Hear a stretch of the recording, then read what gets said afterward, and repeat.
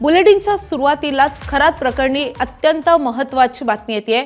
सामाजिक कार्यकर्त्या अंजली दमानिया यांनी अशोक खरात प्रकरणी खळबळजनक आरोप केलेत। अशोक खरातचा गेल्या वर्षभरातील सीडीआर हाती लागल्याचा दावा अंजली दमानिया यांनी केलाय। यात रुपाली चाकणकरांचे अशोक खरातला 177 कॉल तर चाकणकरांच्या बहिणीचे खरातला 236 कॉल असा दावा अंजली दमानिया करतायत। तर एकनाथ शिंदेंचे खरातला 17 कॉल गेलेले असून 21 मिनिटं दोघांमध्ये संभाषण झाल्याचे दावा दमानिया यांनी केलाय। चंद्रकांत पाटील, सुनील तटकरे, आशिष शेलार यांनी खरातला कॉल केल्याचा दावा दमानिया यांनी केलाय। आपल्याकडे सीडीआरची कॉपी आहे आणि ती पोलीस आणि मुख्यमंत्र्यांना दिल्याचे दमानिया यांनी म्हटलंय। चाकणकरांना अटक करून चौकशी करण्याची मागणी दमानिया यांनी केली आहे।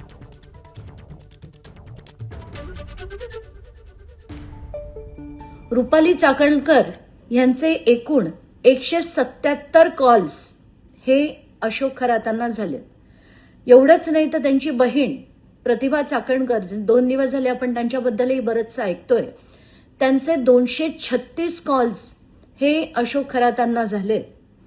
पण आता मी जे नाव घेणार आहे त्यांचे नुसतेच आपण फोटो बघितले होते आणि व्हिडिओज बघितले होते, पण आत्ताचे महाराष्ट्राचे उपमुख्यमंत्री एकनाथ शिंदे यांचे तब्बल 17 कॉल्स हे अशोक खरातांना नॉर्मल सेलफोनवरनं झाले होते।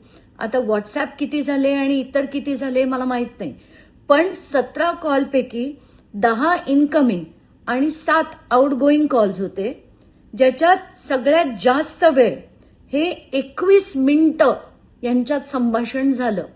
चंद्रकांत पाटील जे भाजपचे पूर्व मंत्री होते त्यांचे 8 कॉल्स आहेत, सुनील तटकरे यांचे 8 कॉल्स आहेत आणि आशिष शेलार यांचा देखील 1 कॉल आहे। आता याच्यात सगळ्यात जास्त वेळ कोण बोललं, आता ते जे सीडीआर आलं त्याच्यात अमुक मॅपिंग असते, समरी असते, मॅक्सिमम ड्युरेशन म्हणजे सगळ्यात जास्त वेळ कोण बोललं याची देखील माहिती असते। तर आत्ताच्या घटनेला पहिलं नाव आहे तृप्ती खरातांचं, जे आपण समजू शकतो की बाबा कुटुंबातल्या लोकांशी जास्त बोलणं होत असेल। दुसऱ्या नंबरवर रुपाली चाकणकर आहेत, दुसऱ्या नंबरवर, आणि 33,727 सेकंड या रुपाली चाकणकर खरातांशी बोलल्या होत्या। तर मला तेच वाटतंय की आत्ताच्या घटनेला यांना अटक होऊन यांची पूर्ण चौकशी, पहिलं तर यांच्यावर FIR झाला पाहिजे, यांना अटक झाली पाहिजे आणि यांच्यावर चौकशीनंतर कारवाई झाली पाहिजे। तर भाजपचे नेते प्रवीण दरेकर सध्या फोनवरून आपल्या सोबत आहेत। दरेकरजी, तुमचं स्वागत आहे। आता अंजली दमानिया यांनी जो दावा केलेला आहे तो तुम्ही ऐकला असेल। रुपाली चाकणकरांनी आणि खरात यांच्यामध्ये तब्बल 177 कॉल झालेले आहेत।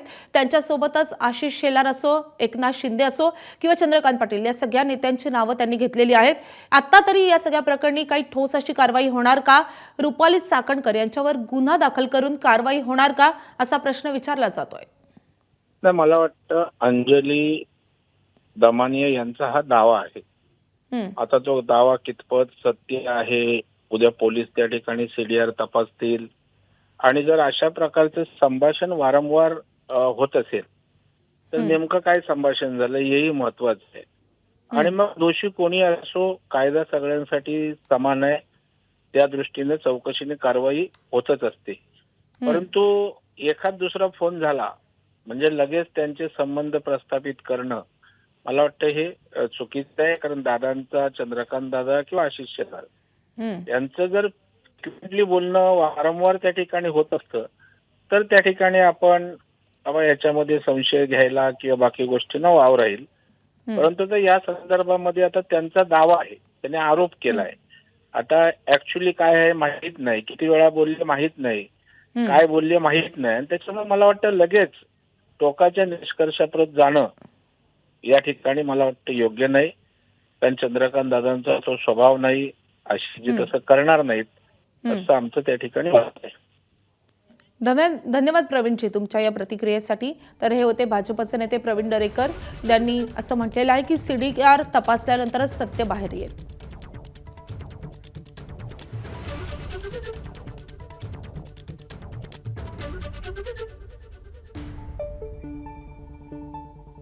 दरम्यान खरात आणि कोणत्या नेत्यांमध्ये किती कॉल झालेत आपण ग्राफिक्सद्वारे पाहूयात। तर खरात आणि रुपाली चाकणकर यांच्यामध्ये सर्वाधिक कॉल झालेले आहेत, तब्बल 177 कॉल. त्यानंतर प्रतिभा चाकणकर ज्या रुपाली चाकणकरांच्या भगिनी आहेत त्यांना आणि त्यांचे आणि खरातचे तब्बल 236 कॉल झाले. त्यानंतर महाराष्ट्राचे उपमुख्यमंत्री एकनाथ शिंदे आणि खरात यांच्यामध्ये 17 कॉल झालेत. सुनील तटकरे आणि खरात यांच्यात 8 कॉल झाले आहेत. तर आशिष शेलार 1 कॉल, मंत्री चंद्रकांत पाटील यांचेही काही कॉल झाल्याचा दावा अंजली दमानिया यांनी केला आहे.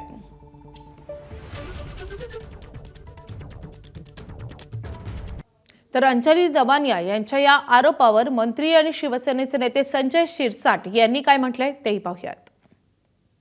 100% जे जे त्या गुन्ह्यामध्ये संबंधित असतील त्यांच्यावर गुन्हे दाखल होणार आहे हे मुख्यमंत्री महोदयांनी जाहीर केलेलं आहे. म्हणून तर थोडं वाट तर पाहिली पाहिजे. कशाचे फोन होते, काय होते, अनेक बरोबर माझ्याबरोबर फोटो आहेत. याचा अर्थ मी गुन्हेगार जर असेल तर मलाही जेलमध्ये गेलं पाहिजे ना. मी कुणालाही असं स्पेअर करा असं म्हणतच नाही आम्ही. परंतु त्या खरातांनी ज्या पद्धतीचे गुन्हे केलेत, मला वाटतं महाराष्ट्राच्या इतिहासामध्ये इतका भयानक गुन्हे करणारा हा पहिला गुन्हेगार असावा. म्हणून त्याच्यावर एवढी कडक कारवाई झाली पाहिजे. ही जशी सगळ्यांची इच्छा आहे तशी आमची सुद्धा इच्छा आहे. एबीपी माझा, उघडा डोळे बघा नीट.